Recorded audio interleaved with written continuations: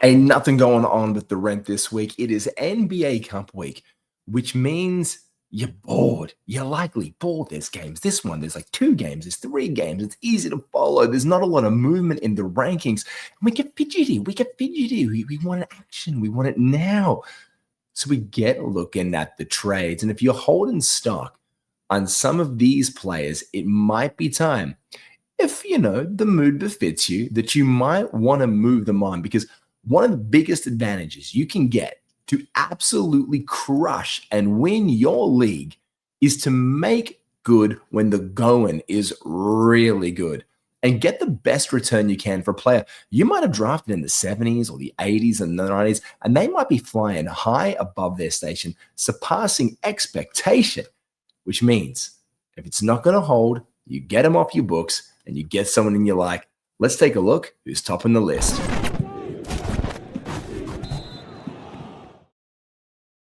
Number 1 right now with the bullet for me is KPJ.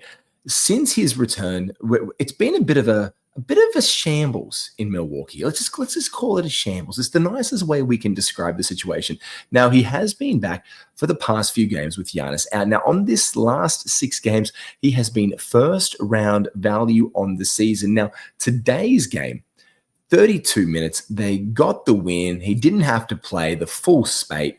10 shots, 600 from the field, perfect from the line, 1-3, well down on the 7 from the last game. But what's sexy is the triple-double here. 18, 10, and 13. He's getting those peripheral stats on with these steals. And the turnovers for this guy is up and down all over the shot. And even for a little fella, he's blocked a couple of shots of late. But Kevin Porter Jr. has been posting first-round value for this last little sequence of play. Now, it's a perfect storm in Milwaukee. Giannis has been out. Can you retain this when Giannis is back? Well, we dare say no. And we know that's another 2 weeks there. So this is why people be, but Giannis is coming back. Well, Giannis might not be on the team. And that's the other great thing that this has opened up. It's a window of uncertainty, not just around the Milwaukee Bucks, but around Giannis. So there might be people who start to buy into like, he'll be there long term. I mean, what do they get back in that trade? Is it another point guard? They've also had Ryan Rollins blow up this year. So they're looking really good in that spot. So I doubt it. And KPJ will be that. But the trade piece that Giannis is a big trade piece. And they're not going to basically trade him for like cents on the dollar. They're going to look for the best package. Other suitors are coming forth all the time. So who comes back in this? Like if it's the Miami Heat, are we going to get some Kelly Ware action in that perhaps? Because we know Spo is like in and out on him all the time. Like, does he go to the Golden State Warriors and Kuminga? There's all these moving machinations and pieces. The New York Knicks trade, like it's Cat that comes there, and then he has to play with Cat, and he might get the points up and the assists there. But so there's a lot of questions. He's still going to be running this team as the incumbent point guard. In the last 2 weeks, he has been the 4th best player in 9 Cat. And that's where we can say that it's absolutely huge. And when you are the 4th best player, this is outshining guys like Maxey, Mobley. SGA has been the 9th best player. So this is absolute sell high territory for KPJ right now. And joining him in the PJ stakes is this bloke, Michael Porter Jr. He has been absolutely incredible. Now, he missed 2 games ago. Then he came straight back to it with an almost double-double in their most recent win. And when he plays, and he plays this well, they win. Now, they've won the last 2 games. He's dropped over a 30 piece against the Pelicans. Okay, yeah, sure, it was the Pelicans. But Chicago and Charlotte, this guy has absolutely lit the world on fire. And I'm happy to show you where he went. He went 64th overall in this personal friends and family league of mine. Now, at the time, this was about to creep up on his ADP. What's going on there? We're unsure what Brooklyn's going to be doing. But we do know that they're going to be tanking. Joe Tsai has openly said they want to lose games. Oh, and look at some of these other patterns recently. When they lose, he was also out. Now, yes, they lost when he plays, but the guy is putting up absolutely prolific numbers right now. And because of the uncertainty of Brooklyn, we know that they will do some shenanigans and he will rest and they will tank. But he has been the number 1 player in fantasy over the last 2 weeks. Like, he has been the number 1 player, surpassing his former teammate, Nikola Jokic over this 2-game stretch. Now, he has only played 3 games in that, and in that same amount of time, Jokic has played 7. And in the top 10 and top 12, there's a whole bunch of players who are up. I mean, even Marcus Smart cracked the list after an absolute corker the other day. So we kind of just put that in a little bow in a basket because he's not going to be hitting like 7 threes again a game or whatever 18 shots he did again the other. He was incredible. But Michael Porter Jr. is hitting shots. And he's hitting them at an absolute elite clip as well. This field goal percentage for the guy on the season has been absolutely incredible. He is plus 500 on the just under 500 for the year. And this is similar to his numbers from last year. And he has been doing absolutely everything he can to drag the Brooklyn Nets over the line in wins, something that they do not want to do. So it screams buy. But you don't go buying because he's going to rest. But if you can, and someone wants him, you put him in a package and you get a much more sustainable player. And this is the exact same argument for Trey Murphy III, because it's the New Orleans Pelicans that he plays for. And can we trust the 12th best player over the last 2 weeks who plays for the New Orleans Pelicans? Well, maybe if his name was Derek Queen, and we know they're going to let the rookies run amok down the stretch, but this has been Trey Murphy's team for a couple of years. And we see these absolute heaters from Trey, where he puts up first and second round value for a very 3-week period. And he's just really, really, and then he'll go down and then he'll come back up and he'll go down and come back up. It's the ebbs and flows of being a Trey Murphy owner. We know this because the beginning of the season wasn't all that great for him, even with Zion out. And he was out and then he's back in. This last little run from Trey Murphy has been fantastic. Again, in the last 2 weeks, he has been the number 12 best player in fantasy. Now, he came back after that stretch. You can even see it since his return. 33, 21, 23, 32, 24. And the threes aren't even going down in a massive bulk either. And that's the interesting thing. This is a guy who could knock down 4 or 5 threes a game and go on an absolute blinder from deep. He's only hit 1, 2, none in the 21-point performance, and 4 in his 33-point performance. And you can even see that this is exemplified previously in a lot of these games, 5, 4, 2, 3, 3. He's capable of getting these bulk 3-point games, but he has been doing it here. And go back to the beginning of the season, 13, 24, 7, 7, 17, 19. Very underwhelming percentages.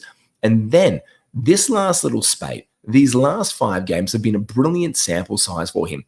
And what we like as well is we like the steals, 3-2. We love a couple of steals a game from our players, especially filling the shooting guard, small forward, power forward eligibility spots. We love that for TM3. Can he be the 12th overall on a Pelicans team that, I mean, their picks gone like that? The Derek Queen trade is crazy, but I just don't know if he keeps it up for this long. Jordan Poole's integrating back into the lineup. We've got the young rookies going to come in, and there is a lot of talk around a trade around Herb Jones on this team all of a sudden. After being someone they didn't want to move off this year, there's the Zion trade chatter as well. Like, what comes back into this line and messes that up for New Orleans? It just makes me uncertain. It makes me uneasy. But people look at Trey Murphy and what he does if they check this box score.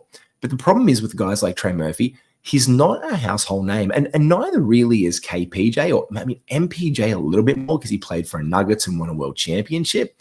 But these are the guys that we want to sell high on when you just know people who know basketball and who know what they can put up on the board. This one here is a perfect case of cut bait now because Trey Young just got pushed back a little bit. We think we'll see him at probably the end of week 9. And that means Nickeil Alexander-Walker's time in the sun of being a second and third round player, look, it's got to take a hit. These minutes here, like 44 in these big games, 35, 31, 34, that's going to be down. Now, he's been doing this on incredibly low usage as well, and that's what we like from Nickeil Alexander-Walker. He has been the 21st best player over the last 2 weeks. His usage, it's been 26.8% usage, 26.8. Now, that has to come down at a point. And that's when Trey Young comes back. Without being able to do this, and this is someone who we've really loved to see this maturity in his game, and he's come a long way. And like, he's been a bit of a journeyman around the NBA. But with Trey on the way back, this is a guy who you won't be able to get a similar return on. There's no way. You could just throw him in a trade straight away for Mikal Bridges, who's the 20th best player, or for Jaylen Brown, the 22nd best player. The guys on either side. I mean, Anthony Davis is 23rd, and Donovan Mitchell is 24 in the last 2 weeks. No one's gonna trade that guy for him. But there is a guy who's very interesting to me, and that is one Josh Hart. Josh Hart hasn't made the list yet. I'm going to bring him up in here and have a look at his box scores for you right now, because in Josh Hart's box scores of late, I'm going to do it. He's back to KPJ. Let's go and look at this one. Josh Hart's made the list for the whole season, and Josh Hart was a guy who went right down in the ranks. He was dropped on team lineups. Now, I know right now, I don't think that D-Mac dropped him. This is in the personal friends and family league. Here we go. He was dropped and then picked up again. He was exactly, they've got to be kidding themselves right here. He was dropped here by Jay and Silent Matt in this league. Now, this is a player that I think you should go out and target, because I think people are always still going to be, well, he can't keep this up. He can't keep this. He did it last year. And shout out to my mate D-Mac. He picked him up. Now, look at the game log here. The points are up and down all over the place. But what we always love about Josh Hart is his ability to contribute outstanding rebounds, assists, potentially put up triple doubles, knock him down from deep, get the steals. And this is a guy who in the last fortnight has been actually above Nickeil Alexander-Walker. So this is a guy that I have seen around traded. 15th he has been for the last 2 weeks. And people aren't like really aggressive on their Josh Hart talk. And so maybe you could throw like Nickeil Alexander-Walker in somewhere. And maybe in the last 24 hours, we can have a little bit of a look about the trade market. Maybe someone's made a crazy trade. This is a really great tool if you've never done it before on Yahoo. Just have a look at players one for one that have been going for him. Josh Hart, there's been 25 trades for Josh Hart in the past 24 hours. We've got picks here. Hart with Williams. Let's go back and look for any one-to-one trades. Of course, there's a form resubmission. Here we go. We're going to go for Hart. Hart, find player. Here we go. Trade market research. Let's view the trades and see if there's any one-for-ones on the market. Okay, for Joel Embiid, there's one right there. You've got a Kongwu and Hart for Paolo Banchero. Look, it's one. There's a lot of. He's been packaged with even packaged with Jalen Brunson. Might be a bit of a homer, but you kind of see that he's always being packaged with somebody else for someone big. Edwards, Siakam, and Stephen Castle for Luka and Josh Hart. But a one-for-one here, Josh Hart and Vucevic, who's been a little bit of a buy low. Josh Hart for Buzelis, one-for-one. So maybe there's some Keyshawn George and Josh Hart trades out there, one-for-one. So this is a guy who can be moved for Brandon Ingram. Maybe if you put Nickeil Alexander-Walker and somebody else in a package, you could probably get a little bit of a lure and get your hands onto a really good player like Josh Hart, who I think can bring back something for you right the way through the season, because I think it's there. And someone who's been turning his season around is this guy, Desmond Bane. He has been absolutely on fire for the Orlando Magic. They are now Vegas bound to represent the East in the finals. On his back, he's had a couple of big 37-point games over the last couple of weeks. And Desi Bane, again, always starts slow. Like Desi Bane last year, right? Is he cooked? This guy can't play anymore. He can. And he's been very good. He's been the 32nd best player, even surpassing Jalen Williams on his return from injury. Over this time, Austin Reeves, whose percentages have been woeful lately, who started off as a first-round player. He's made himself into above around Kevin Durant territory in fantasy, who's been sitting at 35, ironically enough, for the past couple of weeks. Desi Bane, I always say, is a sell high because people love the sexy girl at the party, which is points. And when you start to see a couple of 37-point games up here, you start to see some defensive stats and assists and filling out those robust numbers, it becomes really attractive for a lot of managers. The thing is as well, we've got the Franz and the Paolo situation there, and he's going to be the third banana. And right now he has to operate like he's the number one banana for the Orlando Magic. That's not going to be sustainable, and that is not going to be the case forever. So let's make sure that we can move off Desi Bane when we get half a chance. And if you want to make moves in your leagues, do not forget about our good friends, Sports Wizard. Now, make sure that if you are sick and tired of setting your alarms to hit the waiver wire and get active, you don't need to run that anymore because Sports Wizard does it for you. Their auto ad tool, you can search a player, set and forget who you're going to drop, who do you want to pick up, when do you want to do it. It does it all for you. It executes the moves automatically while you sleep because fantasy basketball absolutely does not sleep. You don't have to babysit your waiver wire anymore. This does it for you. Make sure you get the edge in your league. And if you're looking to dominate, make sure you check out Sports Wizard. That's sportswzrd.com. It is the ultimate fantasy sports edge. Make sure you get into that one straight away. Give it a bit of a search like these players as you're rolling through your waiver wire. Next one up on my list is this guy. Now, this is an interesting one. Someone asked me the other day online, and they messaged me like, do I sell now on Cooper? How good is he doing? I think people are inflating how good Cooper Flagg has been. Like, people are, he's coming on. And you start to see this skill set that he's starting to put together, and it's been phenomenal. Like, the Cooper Flagg resurgence after a really, really poor beginning to the year when we were talking about like buy low. I kind of want to give him his flowers and put him on the sell high list. Not for any particular reason, and not that I think you should, but I think people are actually inflating how good. People are talking like he's like the 20th or the like top 30 best player in fantasy basketball right now. There's this perception that he has. In fact, the last 2 weeks he's been the 42nd best player. But because he's hyped and because he's beloved as this like potential rookie of the year, and he's really coming on, he's going to get better, he's continuing to get better. I think people are making him better than he is and automatically just counting him in that top 30, top 20. That when people in the leagues were really aggressive trying to draft him, like, oh yeah, I've got to get Cooper Flagg. In fact, he was drafted. I know Nate jumped the gun early. Let me have a look where he drafted him. Okay, 28th overall. And I know if I was to call, because this is a mate of mine, a friends and family league, if I was to call him and be like, hey mate, could I offer you someone like top 30? Could I offer you like a Kevin Durant almost for Cooper Flagg? He'd probably say no. Like, Desi Bane. Could I give you Desi Bane for Cooper Flagg? And they'd be like, no. I just think there's a little bit of inflation on Cooper Flagg. He has been very, very good. Like, Cooper Flagg has been tremendous for the last 2-3 weeks. Again, for the last 2 or 3 weeks, Cooper Flagg has been rocking it in the top 50 for the first time, the 42nd overall. But there is inflation on that with how hyped he is. People like put him up there in the 20s. So if you can go out there and get a top 25 player, or someone who's like low, even like a Devin Booker, who I can think is a buy low option right now for him, I think you probably can. And I think this is around the time you could do it. I mean, I don't see him getting top 25, but if you could get a top 20, like top 30 player for him, yeah, I absolutely think you could do that, especially with that momentum and that public narrative around Cooper Flagg. I'd just be curious to see what you could pull off in one of your leagues for it. I mentioned Josh Hart earlier. He is an absolute sell high player.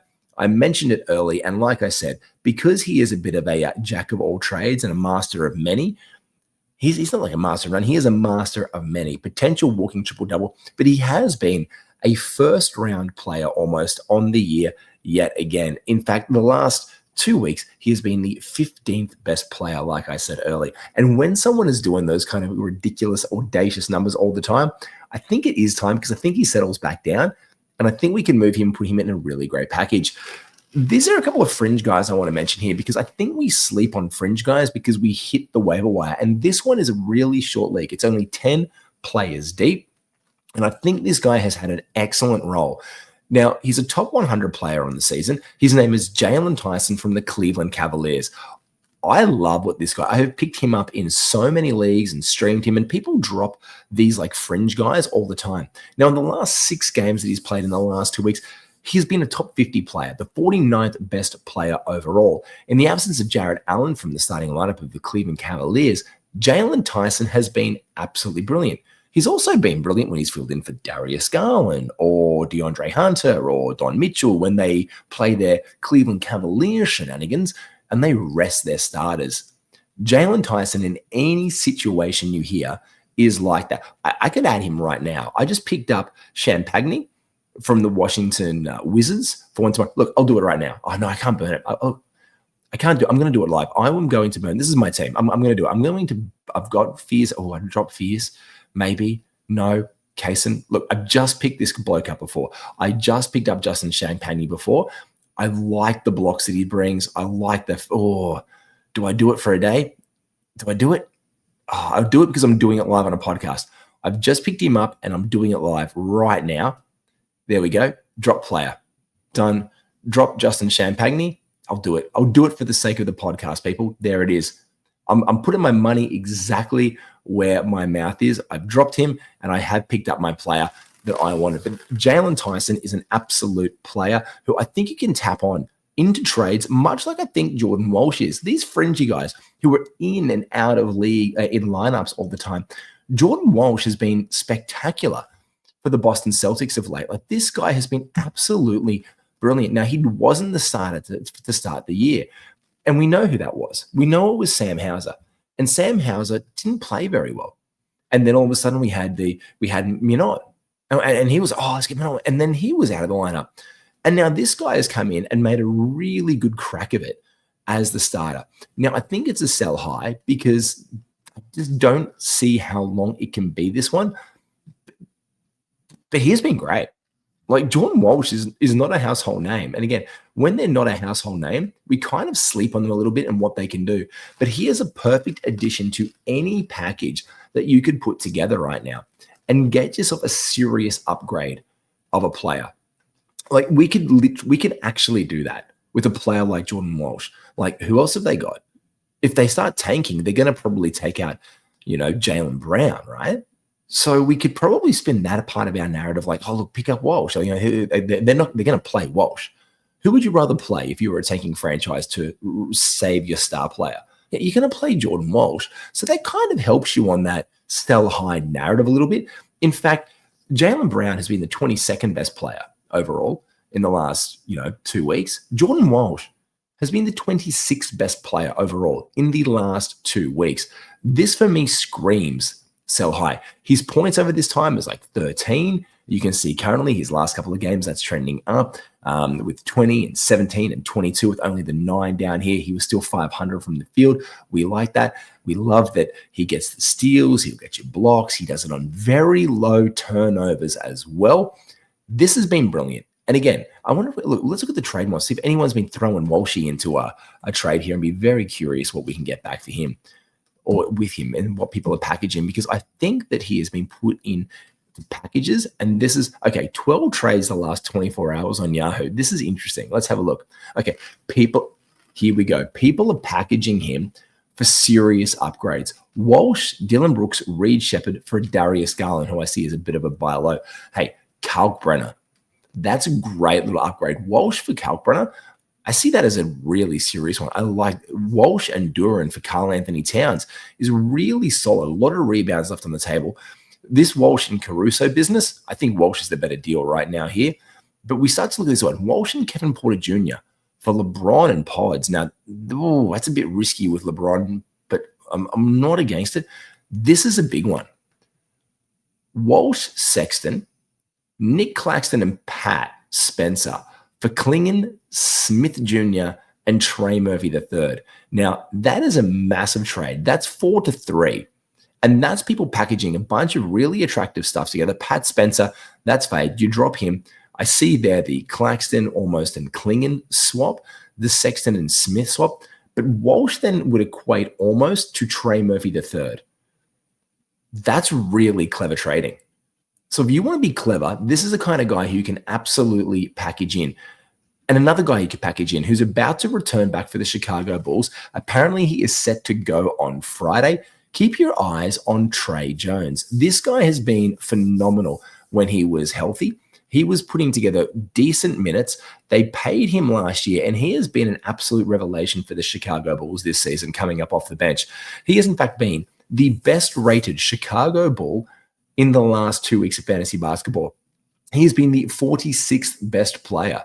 He has been absolutely on fire. And then, again, it's only a 3-game sample compared to some of the other larger game sample sizes because of the injury. But he's about to come back. Now, you can put this guy into another package in a trade very, very easily because he is an excellent complement. And if he comes back, you pick him up, you give him a go for Friday night, gets another 2 or 3 games under his belt. The assists are there, the steals are there, the excellent percentages there, and he continues to show out. again, you can put him with another, like with a more nameable top 35, 40 player, and it looks really attractive for a serious maybe top 25 upgrade. Someone who's sustainable, someone who's actually probably more of a buy low player. That's where the buy low really comes in, especially if that team ravaged by injuries. This is when we can package these guys together and get a really distinct advantage into our teams. We need to look at guys like this as assets, not just for the short term on our waiver wires and to help us win our weeks, but to make upgrades on our rosters, to make serious improvements to absolutely dominate our leagues the best we can. And when we start to put those together, we can absolutely make the best moves possible to win our leagues. And you can do that as well, obviously, by liking and subscribing to all things right here on Believe. Make sure you lock it in every single day. Heaps of content coming your way. You can find me here, Old Man Squad, and on Fantasy in 5. I am Matty G. You can find me also on Blue Sky and Twitter at NBAGWiz. Thanks so much for watching. Be well. Take care. Go win your leagues. Christmas season is here. Have fun. Make some trades. Sell high. Buy low.